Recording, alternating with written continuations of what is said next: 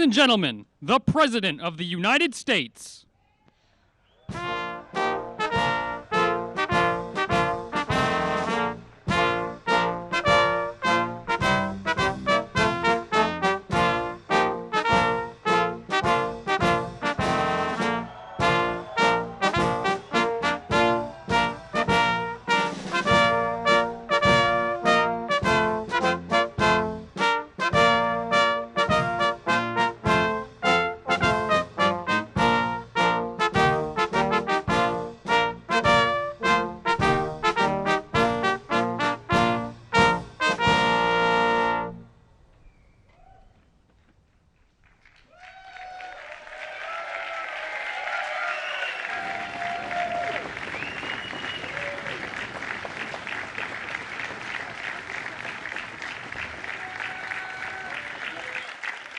Thank you very much.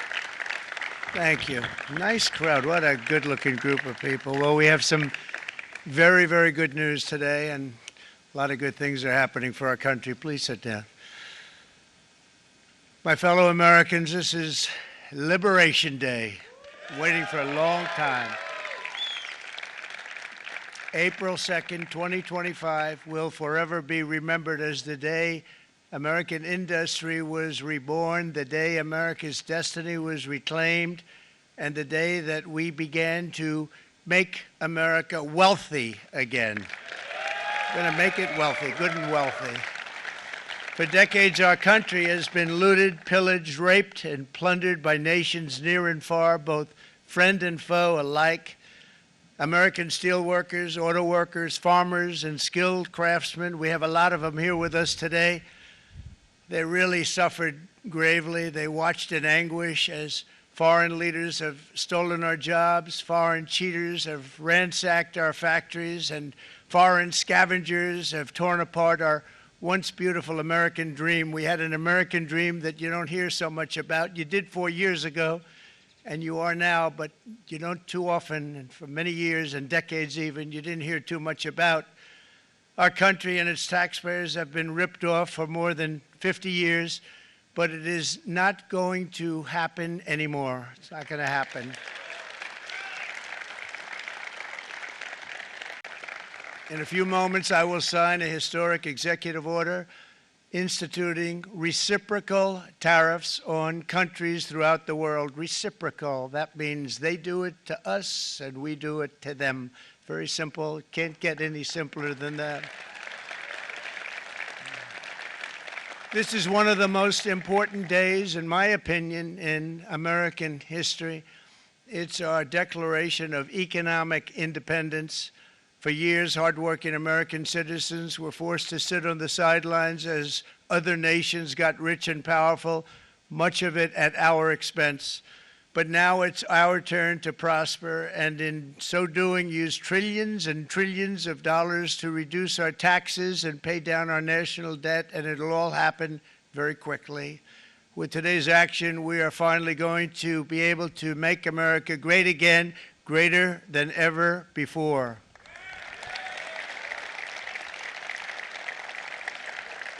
Jobs and factories will come roaring back into our country, and you see it happening already.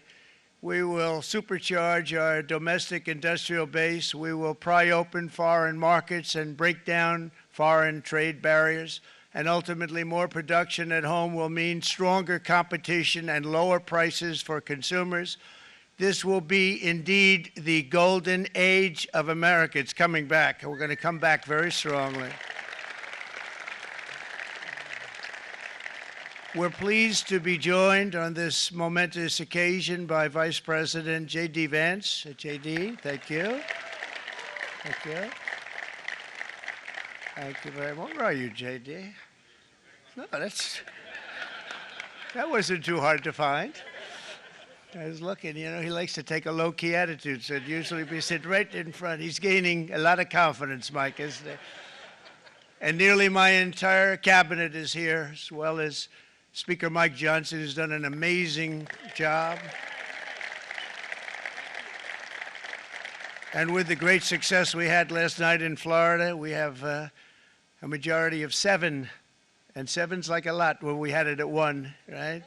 You've done a fantastic job, and many of the members of the House and Senate are with us. Senators, congressmen, thank you all for being with us. We appreciate it.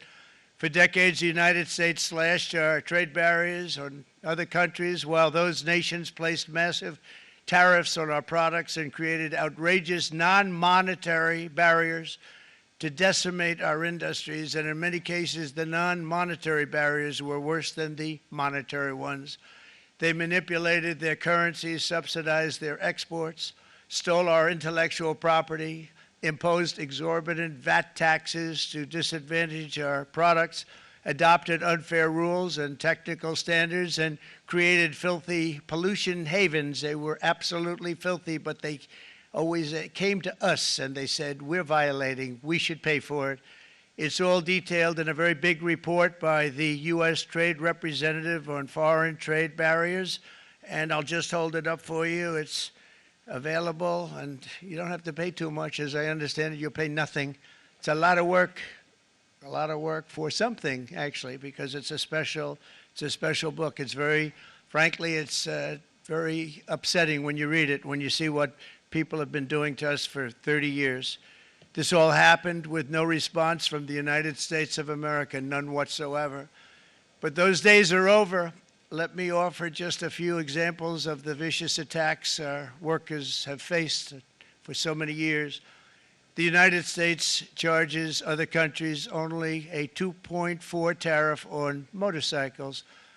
Meanwhile, Thailand and others are charging much higher prices, like 60%. India charges 70%. Vietnam charges 75%, and others are even higher than that. Likewise, until today, the United States has for decades charged a 2.5 tariff. Think of that, 2.5% on foreign-made automobiles. The European Union charges us more than 10% tariffs, and they have 20% VATs, much, much higher. India charges 70%, and perhaps worst of all are the non-monetary restrictions imposed by South Korea, Japan, and very many other nations. As a result of these colossal trade barriers, 81% of the cars in South Korea are made in South Korea. 94% of the cars in Japan are made in Japan. Toyota sells 1 million foreign-made automobiles into the United States, and General Motors sells almost none. Ford sells very little. None of our companies are allowed to go into other countries. And I say that, friend and foe, and in many cases, the friend is worse than the foe in terms of trade. But such horrendous imbalances have devastated our industrial base and put our national security at risk. I don't blame these other countries at all for this calamity. I blame former presidents and past leaders who weren't doing their job. They let it happen, and they let it happen to an extent that nobody can even believe. That's why, effective at midnight, we will impose a 25% tariff on all foreign-made automobiles.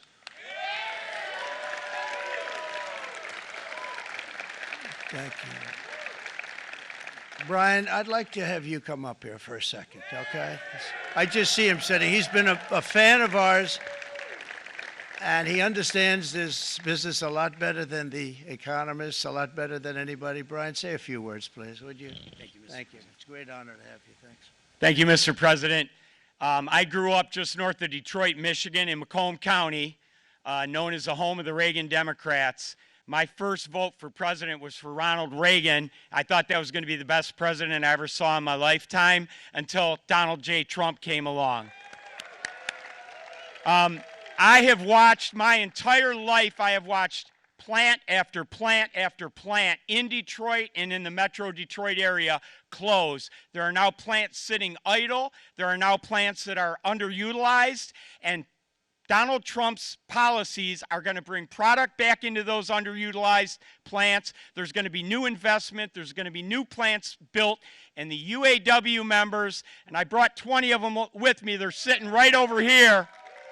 We support Donald Trump's policies on tariffs 100%. So, Mr. President, we can't thank you enough. And in 6 months or a year, we're going to begin to see the benefits. I can't wait to see what's happening 3 or 4 years down the road. Thank you, Mr. President. Thank you so much. Thank What a great guy. He got it right from the beginning. He got it before almost anybody else. This group over there, they got it too. And, you know, we won the state of Michigan. We won almost all of them.